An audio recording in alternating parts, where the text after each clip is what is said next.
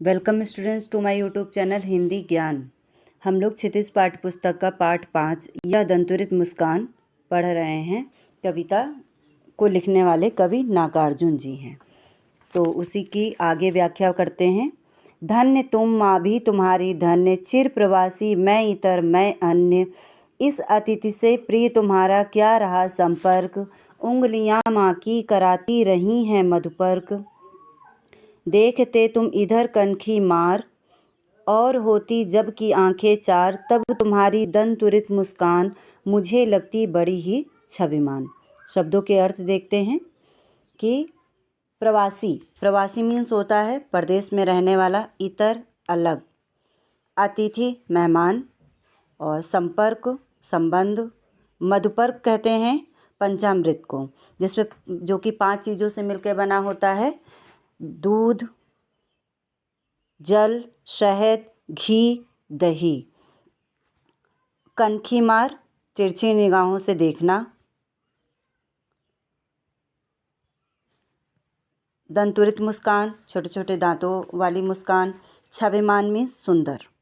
तो कवि कहता है कि ये जो तुम्हारी दंतुरित मुस्कान है ये मुझे बहुत ही अच्छी लगती है। फिर कहता है कि धन्य तुम माँ भी तुम्हारी धन्य, चिर प्रवासी मैं इतर मैं अन्य।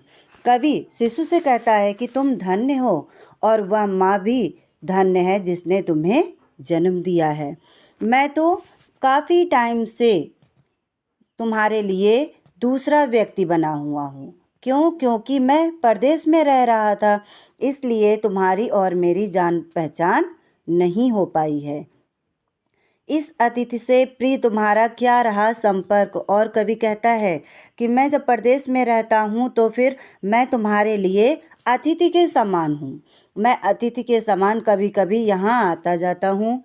हे प्रिय, मुझे तुम अतिथि के समान ही समझ रहे हो, इसलिए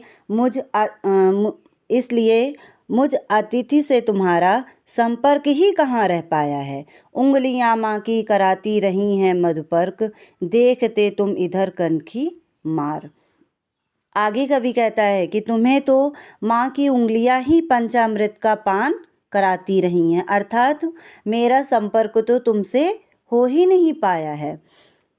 कवि शिशु से बातें करते हुए आगे कहता है कि तुम मेरी ओर तिरछी निगाहों से देख लेते हो, और जब मेरी आँखों से तुम्हारी आँखें मिल जाती हैं, और होती जब की आँखें चार, यानी तुम्हारी आँखों से और मेरी आँखें जब मिल जाती हैं, तब तुम्हारी दंतुरित मुस्कान, और तब तुम अपने नए दांत झलकाते हुए मुस्कुराते हो।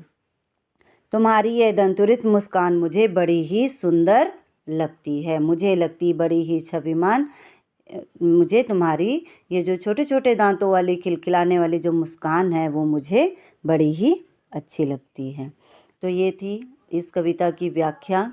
और इसमें एक और कविता है फसल, जिसका मैं नेक्स्ट वीडियो में एक्सप्लेनेशन भेज दूँगी। वीडियो को लाइक करिएगा, चैनल को सब्सक्राइब करिएगा। धन्यवाद।